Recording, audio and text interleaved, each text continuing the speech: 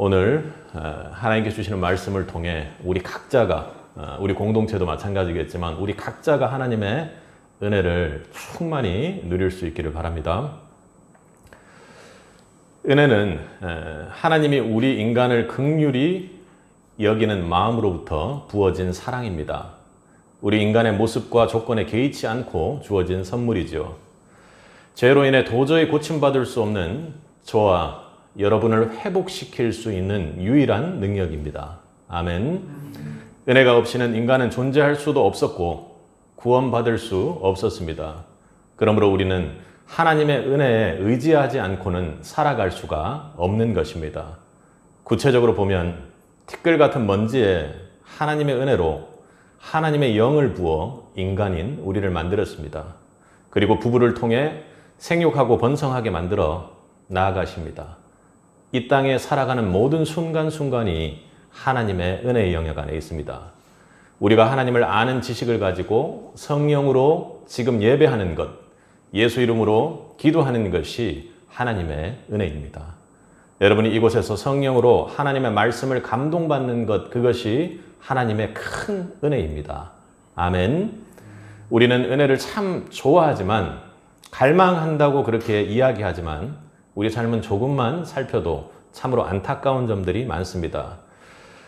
우리가 대체로 우리의 삶 속에서 하나님의 은혜를 의지하는 삶을 살려고 하지 않는다는 것입니다.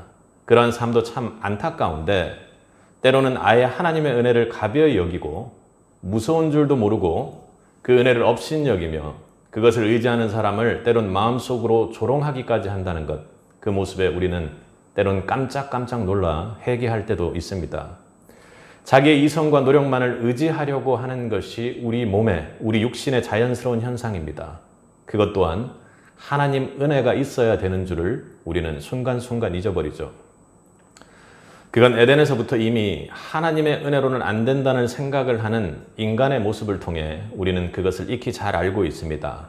내 힘, 그 힘을 나타내므로 시험해 봄으로 하나님처럼 되고 싶은 욕심이 우리 안에 있는 것이 분명합니다. 똘똘 뭉쳐져 있죠.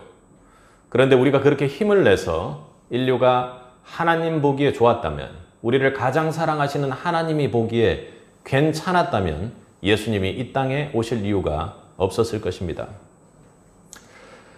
은혜 없이 살겠다, 이렇게 이야기하는 것은 사망의 길을 들고 살겠다고 하는 것과 동일한 것입니다. 나의 나된 것은 하나님의 은혜입니다. 그것이 우리의 처음의 고백이고 마지막의 믿음의 고백이 되어야 할 것입니다. 은혜에 대한 삶은 하나님의 힘으로 살아가는 삶입니다. 우리가 주일을 이렇게 지키는, 섬기는 이유가 무엇입니까? 그것은 나는 하나님의 은혜로 살아가는 성도이다함을 고백하기 위함입니다. 세상이 아무리 조롱하고 의아하게 여겨도 말이죠. 그렇기 때문에 참 믿음을 가진 사람은 반드시 하나님의 은혜를 구하게 되고 그 은혜를 깊이 사모하게 되는 것입니다. 여러분, 그리스도인들도 하나님 은혜 안에 있음을 깨닫고 누리는 것이 절대적으로 필요합니다. 내가 믿고 교회 다니고 있으니까 이제 괜찮아, 이런 것이 아니라 하나님 은혜 안에 있는 성도라는 것을 내가 온몸으로 느끼는 것이 필요하다는 것입니다. 아니면 성도로 살아갈 수가 없는 것입니다. 그러므로 하나님으로부터 계속되는 은혜와 사랑을 받고 있다는 느낌을 온몸으로 경험하며 살아야 합니다. 아니, 온몸이 아니라 전 영혼이 그렇게 하나님의 은혜 받고 있음을 깨닫고 감동하며 살아가는 것이 성도가 은혜 속에서 살아간다고 할 수 있는 것입니다. 여러분, 그렇게 경험하고 살고 계시는지요? 하나님 은혜로 사는 것을 전 영혼이 경험한 사람이 바로 오늘 본문에 나타난 룻입니다. 그러니까 우리가 룻에 대해서 모습을 보긴 했지만, 신앙의 결단을 보긴 했지만, 대체 그렇게 신앙의 결단을 가지고 있는 룻이 하나님 은혜 안에서 어떻게 살고 있는지는 아직 보지 못했습니다. 룻이 믿음으로 담대하게 행동할 수 있도록 해준 것은 그가 하나님 은혜의 영역 안에 은혜에 기대어 살고 있었기 때문입니다.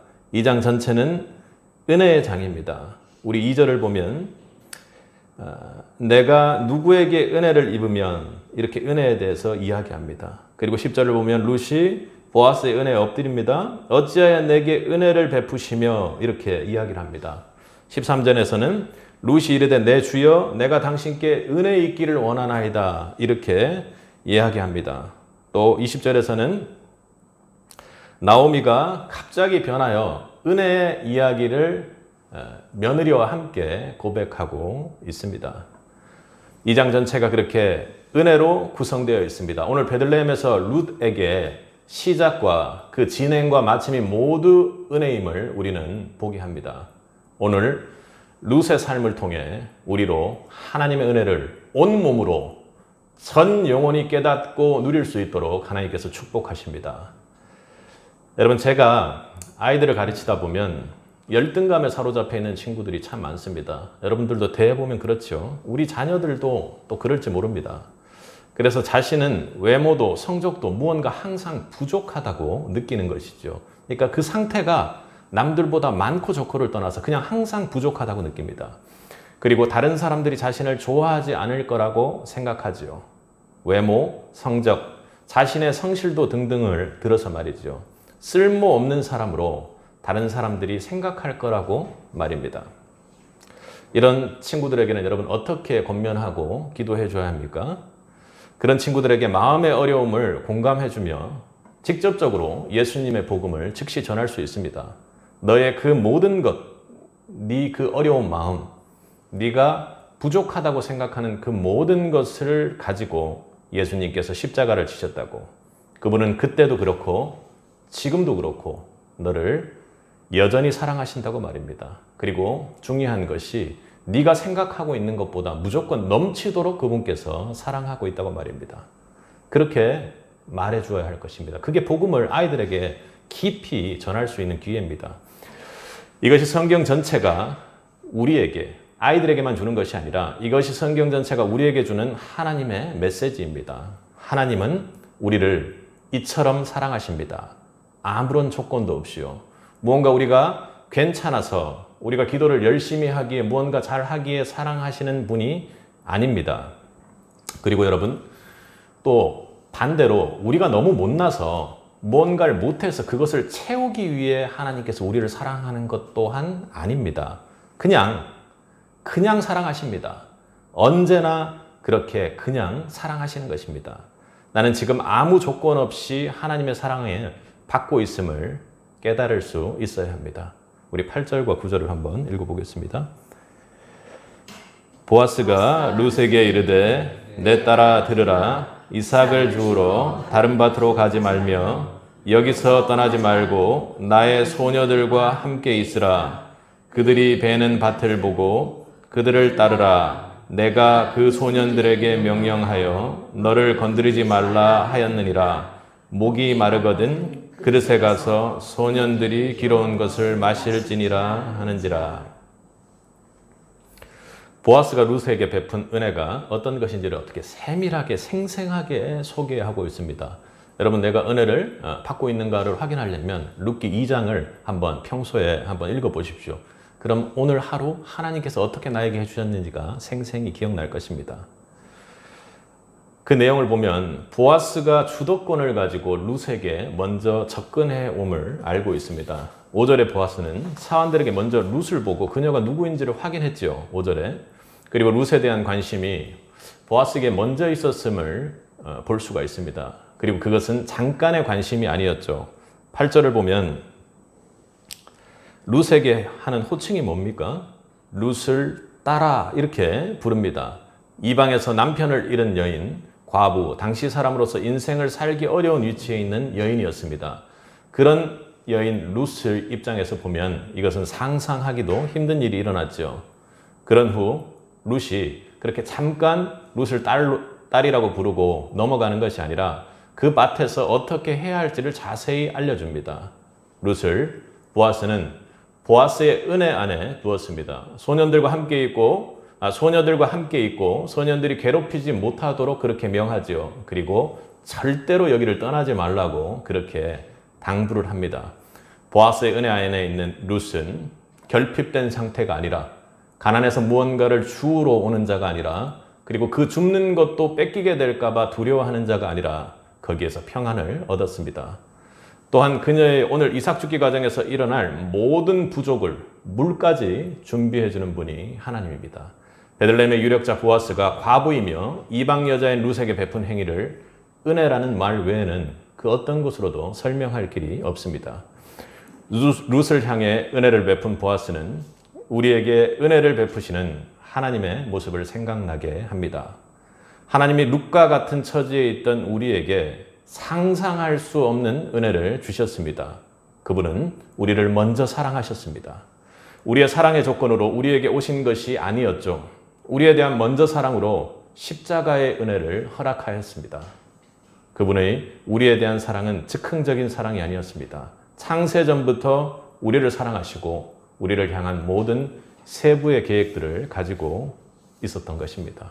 여러분, 이유가 있어서 은혜 받는 사람은 없습니다. 이유가 있어서 무언가를 받았다면 그것은 은혜가 아니죠.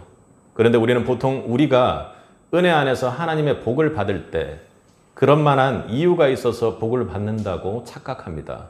그래서 내가 이렇게 받는 것, 내가 이렇게 했기에, 열심히 했기에, 거룩을 다 했기에. 아니요. 하나님의 은혜는 그렇지 않습니다. 그 반대도 마찬가지입니다. 내가 이렇게 하지 못했기에, 내가 이렇게 부족했기에, 내가 하나님 앞에서 연약한 모습을 보였기에 내가 은혜 받지 못한다고 생각합니다. 아니요. 하나님의 은혜는 절대로 그렇지 않습니다. 은혜는 우리의 상황과는 상관없이 하나님께서 우리에게 일방적으로 쏟아 부어주시는 사랑임을 믿을 수 있기 바랍니다.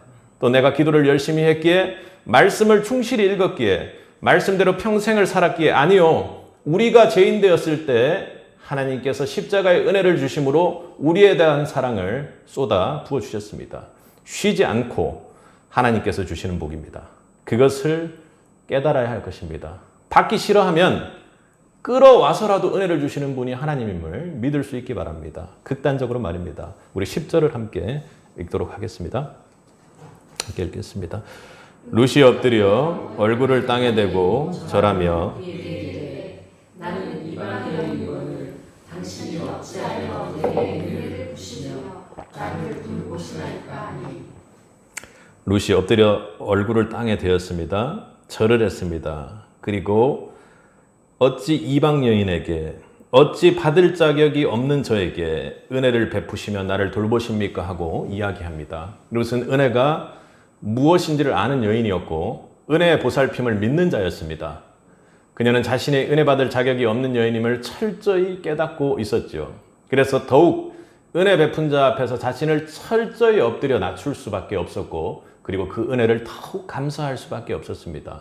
룻은 현실이 초라했고 이방 여인이라는 한계를 지녔지만 영적으로 주인 앞에 겸손하고 건강한 여인이었습니다. 그렇게 자신의 몸을 낮추어 은혜 안에 있었고 은혜를 바라보았고 은혜를 받았습니다. 이것이 은혜 안에 있는 은혜 받는 성도의 모습입니다. 약간은 은혜 받겠다고, 여러분 그런 말 아시죠? 무대포로 한다는 거. 무대포로 은혜를 나는 무조건 받을 수밖에 없다고 그렇게 믿는 믿음이 중요합니다. 이처럼 그리스도인이 되게 하신 하나님의 은혜에 감사하며 살아야 될 줄로 믿습니다. 오늘도 우리를 넘어뜨리려는 마귀는 페이크를 씁니다. 내가 무슨 자격으로 일을 하느냐? 네가 대체 무슨 자격으로 하나님의 일을 해? 그렇게 말할지도 모릅니다. 그리고 네가 무슨 은혜야? 네가 무슨 믿음이야? 이렇게 정죄할지도 모릅니다. 그것은 사단이 우리를 속이는 거죠. 실족시키기 위해서. 그때 어떻게 이야기하면 됩니까?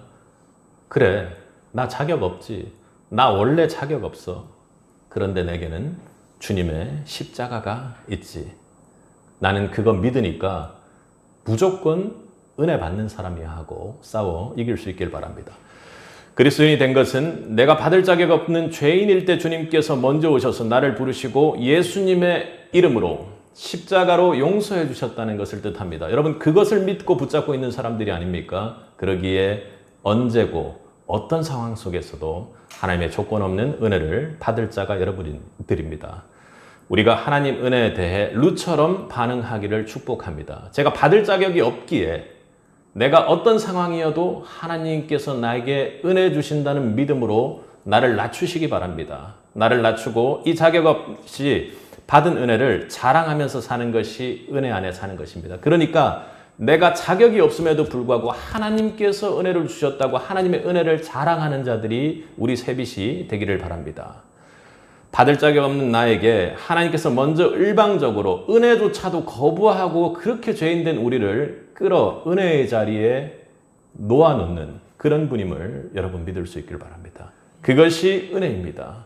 오로지 자격 없는 내가 하나님 은혜 받은 자임을 믿는 성도들 되기 바랍니다. 전 영혼이 하나님의 은혜를 깊이 경험할 수 있기를 간절히 바랍니다. 여러분, 성도가 장차 천국에 갔을 때 우리 성도님은 어떻게 생각하세요? 내가 받을 상급이 있습니까? 받을 상급 쌓아놓은 거 이렇게 성령님께서 보게 해주세요. 상급 있으세요? 상급이 있느냐 없느냐는 참으로 놀라운 오래전부터 되는 신학적인 논쟁입니다. 요즘 리폼드 신학, 그러니까 개혁주의 신학 가운데서는 오직 성경을 기준으로 하는 그 신학에서는 상급이 없다고 그렇게 주장하는 분들이 많습니다. 그들은 우리가 아무런 조건 없이 주님의 무조건적인 사랑과 선택으로 구원받았는데 천국에 가서 상을 받는다는 것이나 그 상급에 차별이 있다는 것은 옳지 않다고 말합니다.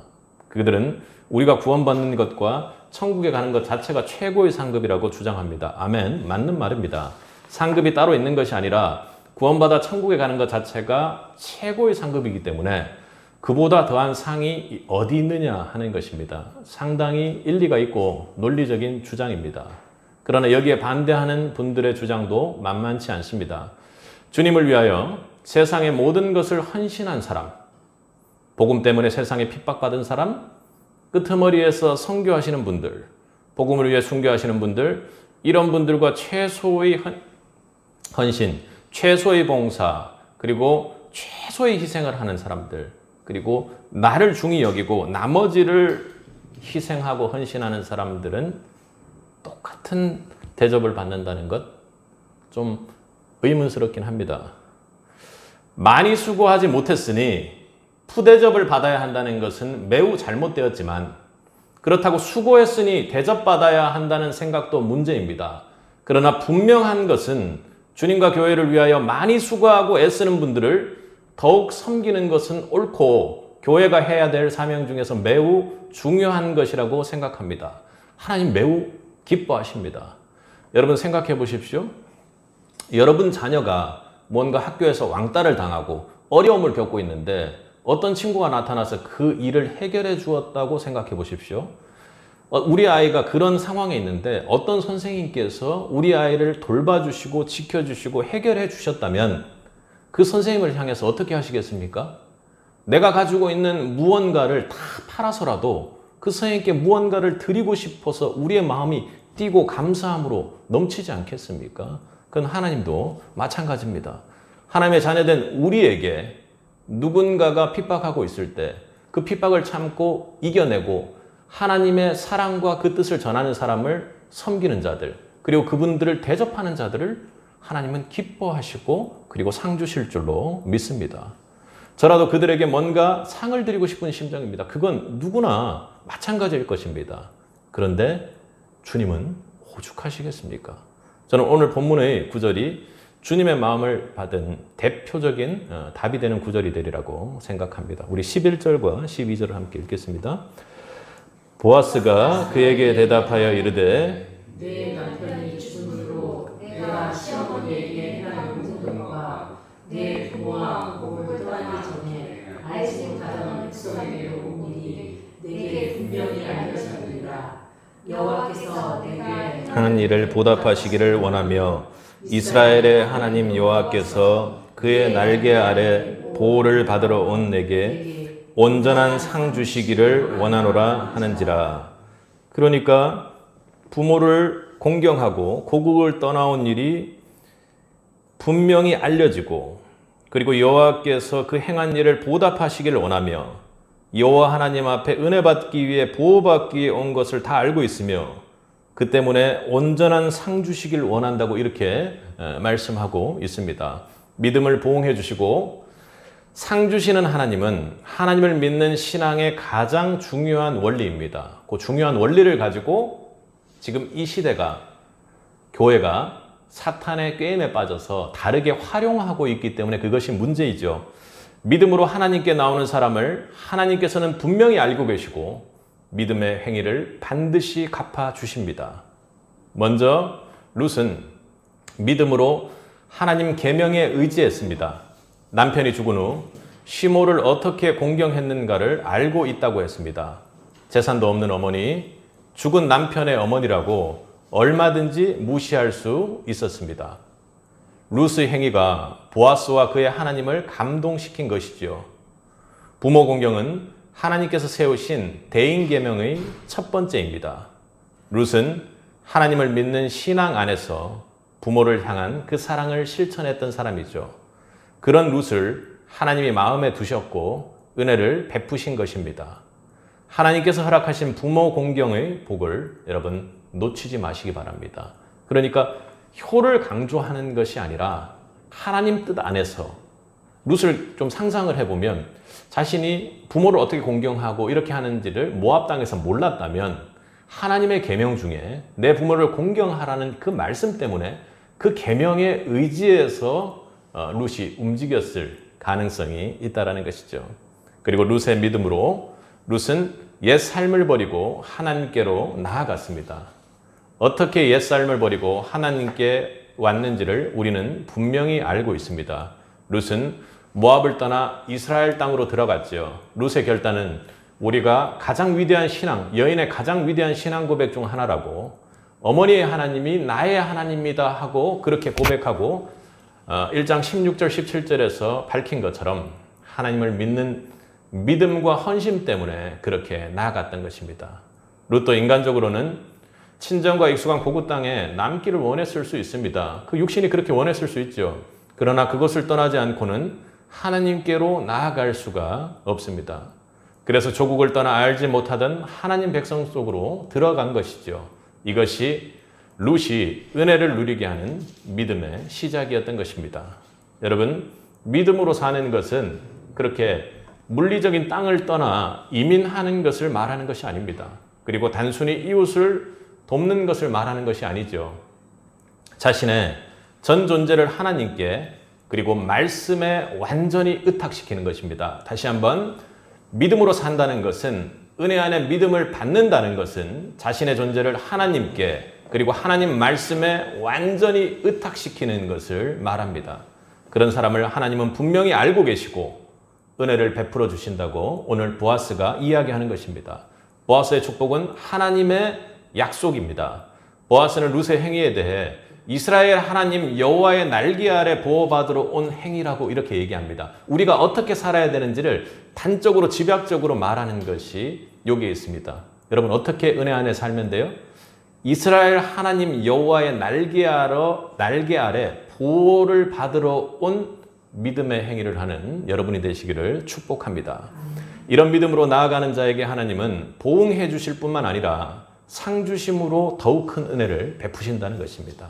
하나님께 나아가는 자는 반드시 그가 계신 것과 또한 자기를 찾는 자들에게 상 주시는 이임을 믿을 수 있길 바랍니다. 그것이 은혜요, 믿음의 축복입니다. 하나님은 당신을 믿음으로 찾는 성도들에게 상 주시는 분입니다. 아멘. 여러분 믿습니까? 예수님이 신약에서도 그렇게 말씀하시죠. 기뻐하고 즐거워하라. 하늘에 너희 상이 큼이라. 이 땅에서 믿음으로 핍박당하는 성도들에게 하늘의 큰 상이 예비되었다고 그렇게 말씀하십니다. 마태복음 10장에서는 또 누구든지 제자의 이름으로 이 소자 중에 하나에게 냉수 한 것이라도 주는 자는 내가 진실로 너에게 이르노니 그 사람이 결단코 상을 잃지 아니하리라. 그렇게 말씀하셨습니다. 예수님께서 상 주시는 하나님임을 선포하고 계십니다. 우리 상 주시는 하나님을 믿을 수 있기를 바랍니다. 그것이 상 주기 때문에 내가 무언가를 그 상을 바라고 무언가를 한다기보다 내가 믿음으로 헌신하고 하나님 앞에 나아갈 때 하나님께서는 거기에 보응해 주시는 분입니다. 보응해 주실 뿐만 아니라 넘치도록 은혜로 채우시고 하늘 상급 또한 예비해 주시는 분임을 여러분 믿을 수 있기를 바랍니다. 2장 13절을 한번 읽어보도록 하겠습니다. 룻이 이르되 내 주여 당신께 은혜 있기를 원하나이다. 나는 당신의 하나 중 하나와도 같지 못하오나 당신이 이 하나를 위로하시고 마음을 기쁘게 하는 말씀을 하셨나이다. 마음을 기쁘게 하는 말씀을 하셨나이다. 우리 믿음의 상주시는 하나님의 은혜로 기뻐하는 온몸으로 온 영혼으로 은혜 받아 기뻐하는 성도들이 되기를 원합니다. 여러분 많이 쌓여 있을까요? 하나님 상 주시는 그 상급 많이 쌓여 있을까요? 많이 받을 수 있기를 축복합니다. 룻은 의심치 않고 보아스가 준 약속의 말씀을 그대로 받아들였습니다. 자신을 그 말씀에 의탁했다라는 것입니다. 믿음으로 하나님을 의지하고 섬기고 나아갈 때 주님께서는 분명히 알아주시고 반드시 갚아주십니다. 아멘. 룻처럼 믿음으로 심고 믿음으로 헌신할 때 주님께서는 상주심의 은혜로 우리를 기쁘게 하실 줄로 믿습니다. 하나님의 우리 믿음에 보응하시고 상주시는 주님이십니다. 하나님은 우리 믿음에 보응하시고 넘치도록 은혜의 상을 주시는 분입니다. 주님 은혜 안에 상 받는 새빛이 되기를 간절히 기도하고 계속 기도하겠습니다. 여러분도 잘 경험하시죠? 저는 예수님을 믿고 지금까지 살아오면서 어떻게 살아왔는지 잘 모르겠습니다. 하나님께서 반드시 우리의 필요를 공급하시는 분임을 저로 하여금 절대적으로 믿을 수 있도록 수동적으로 그렇게 만들어 주셨습니다. 안 믿으려고 해도 그 상황을 만드시고 믿게 만드시는 하나님을 저는 믿습니다. 우리의 믿음이 부족해서 염려하다가 때론 순간순간 넘어지는 경우가 있을지라도 하나님은 이 땅에서도 한 번도 실망시키는 법이 없습니다. 당장은 아닌 것 같은데 그럴 때도 있지만 돌아보면 항상 넘치도록 채워주시는 은혜가 하나님으로부터 있었던 것을 우리는 깨닫습니다. 우리 14절을 한번 읽어보겠습니다. 함께 읽겠습니다. 식사할 때 보아스가 룻에게 이르되 이리로 와서 떡을 먹으며 내 떡 조각을 초에 찍으라 하므로 룻이 곡식 빼는 자 곁에 있으니 그가 볶은 곡식을 주매 룻이 배불리 먹고 남았더라. 아멘. 마지막을 보면 어떻게 해요? 룻이 배불리 먹었습니다. 룻이 베들레헴에 닿을 때 그때 어땠을까요? 매우 힘든 상황이었습니다. 1장 21절을 보면 하나님이 나로 비어 돌아오게 했다고 나오미가 이야기하는 것을 보면 본인의 형편들이 나오미와 룻의 형편이 얼마나 어려웠는지를 알게 합니다. 베들레헴에 돌아와서 다른 이들의 도움으로 살아갔을지 모르지만 지금 이삭을 주우러 온 그 상황들을 생각해 보면 끼니를 때우는 것조차 힘든 상황이었음이 분명합니다. 그런 룻이 배불리 먹었습니다. 그리고 더욱더 놀랍고 은혜가 되는 말씀은 공급하심에 필요를 넘어 배불리 먹고도 남음이 있었다라는 것입니다. 하나님의 은혜는 이렇습니다. 우리의 필요를 채우고도 넘침이 있습니다. 보아스를 통해 우리의 필요를 넘치도록 채우실 것을 약속하고 계십니다. 아멘. 하나님이 넘치도록 우리의 필요를 채우시는 하나님임을 그 하나님의 은혜를 믿을 수 있기 바랍니다. 하나님의 은혜는 넘치도록 채우는 은혜가 있습니다. 우리가 배불리 먹고도 남음이 있습니다. 하나님의 채우시는 은혜가 그냥 멈추어 있는 은혜가 아니라는 것이죠. 예수님의 오병이어의 여러분 기적을 기억하시죠? 오병이어의 기적은 신앙적 메시지로 중요한 것이 무엇입니까? 거기는 우리가 먹고 배불리 그렇게 뭔가 허기를 해결했다는 것이 아니라 그 안에 하나님의 은혜가 있는 것입니다. 그 많은 사람들을 배불리 먹이는 것으로 끝나지 않았다는 것이 중요합니다. 모든 사람을 먹이고도 은혜의 부스러기만도 12강줄이가 넘쳤습니다. 하나님의 은혜는 그 부스러기만으로도 우리를 영영히 채우고도 남음이 있음을 믿을 수 있기 바랍니다.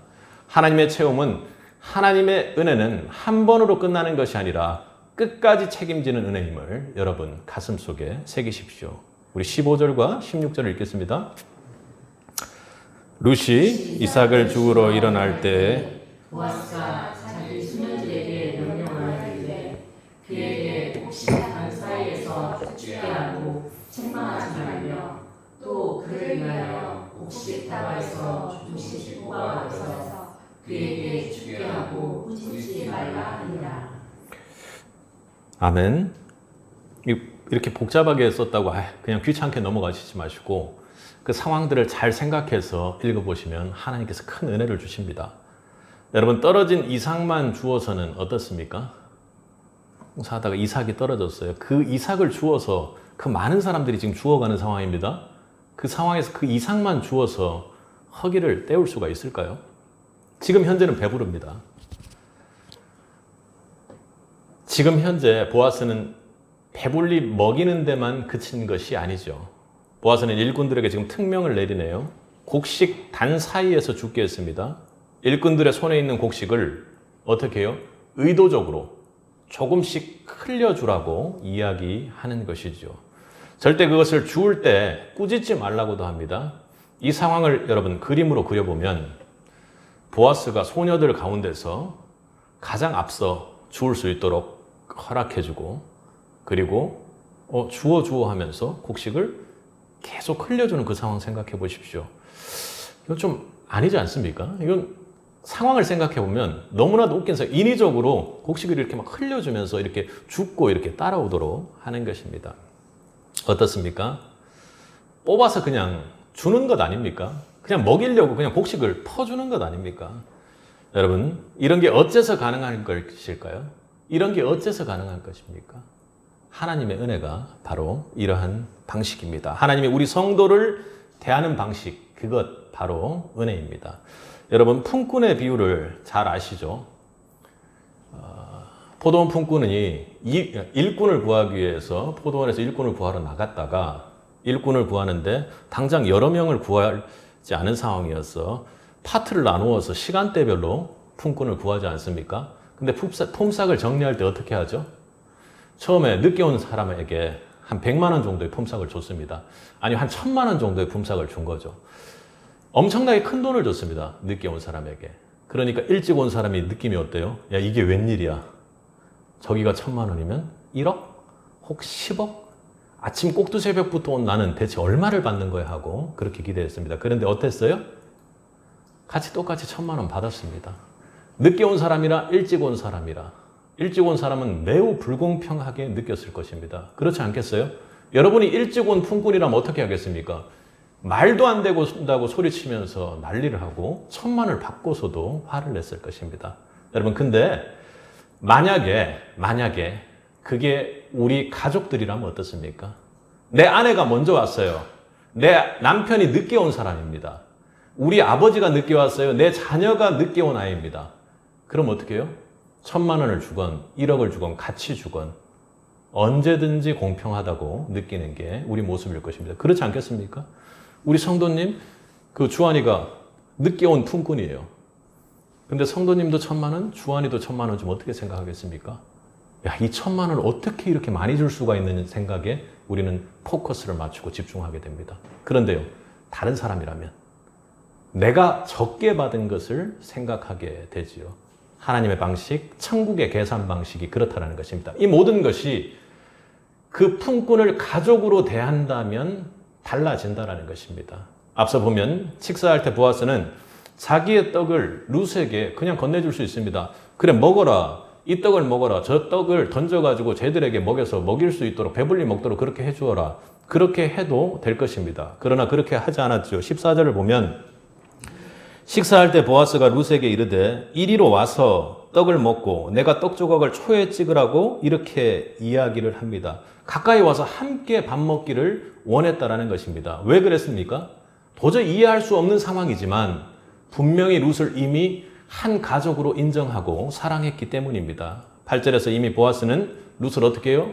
딸이라고 그렇게 불렀습니다.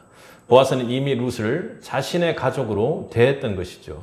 보아스에게 룻은 더 이상 모함 여자가 아니었고 더 이상 남의 밭을 기웃거리는 떠돌이가 아니었던 거죠. 보아스의 가족이었습니다. 그러면 이해가 가요. 우리의 자녀가 우리의 가장 가까운 가족이 거기에서 이삭을 줍고 있다면 차라리 이 땅을 줘버리고 말지 그 이삭을 그렇게 줍고 정말 고통스러워하는 것을 누가 보고 있겠습니까? 룻은 과거의 우리의 모습과 꼭 같은 여인입니다. 룻은 외인이요. 세상에 소망이 없고 하나님을 알지 못하는 여인이었습니다. 하나님이 없는 자였죠. 그런데 이제는 하나님 은혜 안에서 하나님의 가족이 되었습니다. 저도 여러분도 그 은혜를 받은 자임을 기억하시기 바랍니다. 우리는 은혜를 받으면 잘 잊어버립니다. 그것은 개념적으로 은혜를 받고 은혜를 잘 믿지 못하기 때문입니다. 물에 흘려보내기가 일수이죠. 아마도 저도 누군가가 저에게 잘해준 건 다 잊고 있을 겁니다. 그런데 뭔가 조금이라도 티끌 만큼 잘못한 것은 밤에 자다가도 기억이 나죠. 오늘 본문에서 루스를 통해 하나님께서 전하시는 은혜란 그렇게 막연한 은혜가 아닙니다. 그래서 이렇게 장황하게 그 상황들을 하나님께서 설명하시고 은혜를 알려주십니다. 오늘 본문에서 받은 그 룻이 받은 은혜는 그것은 분명히 제가 받은 은혜입니다. 너에게가 아닌, 여러분에게가 아닌, 많은 사람들에게가 아닌 나에게 하나님께서 주시는 은혜입니다. 하나님은 그것을 우리로 하여금 보게 하십니다.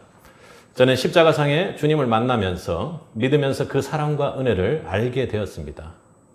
예수님의 십자가를 통해 하나님께서 주신 은혜를 생각할 때마다 눈을 감고 십자가를 묵상할 때마다 제 영혼이 너무나도 뜨거워지는 것을 봅니다. 얼마나 제 영혼이 보통 때와 다르게 변화하는지 모릅니다.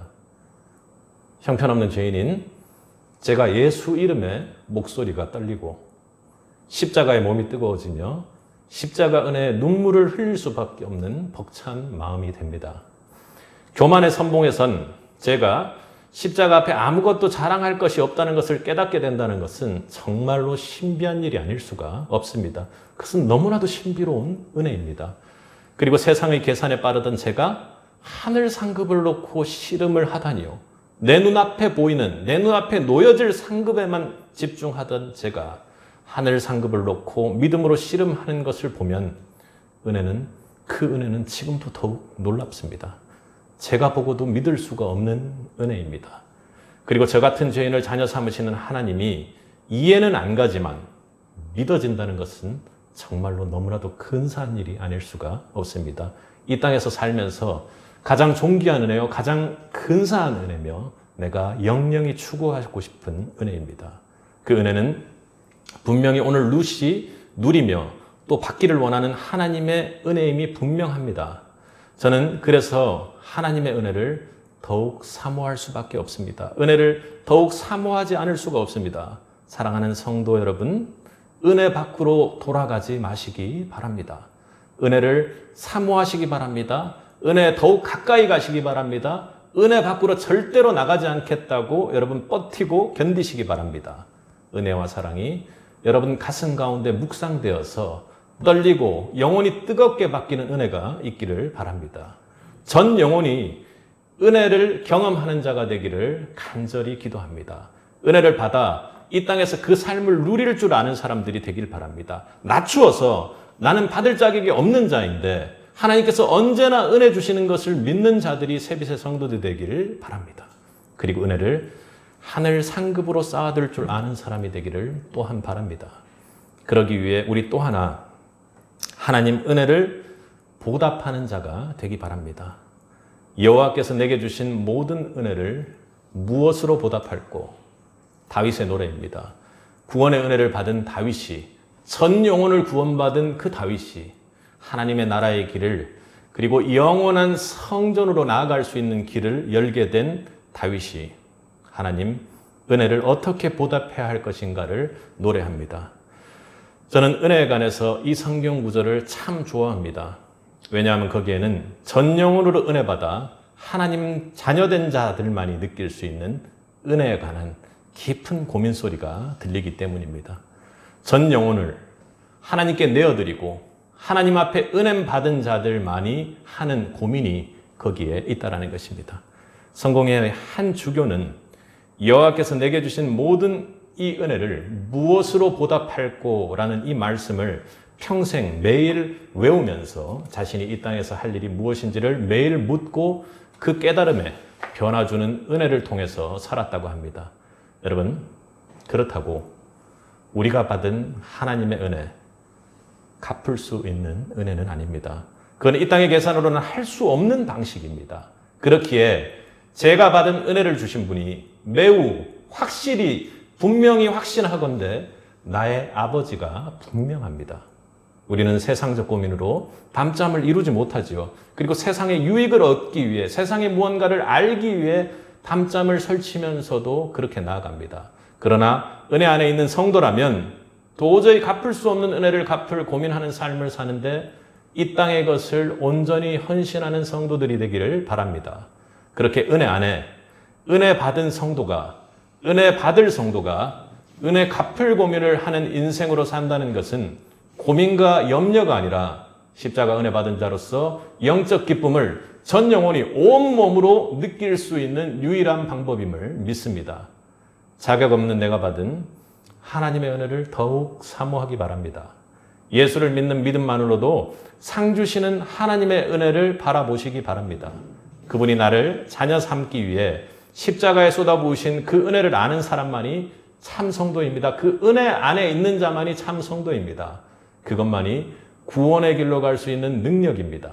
이 땅에 살면서도 하나님 자녀된 것만을 자랑으로 여기며 기쁨으로 살아가는 은혜 안에 그 은혜를 충만히 누리며 살아가는 천국 백성들이 되기를 주님의 이름으로 간절히 축원합니다.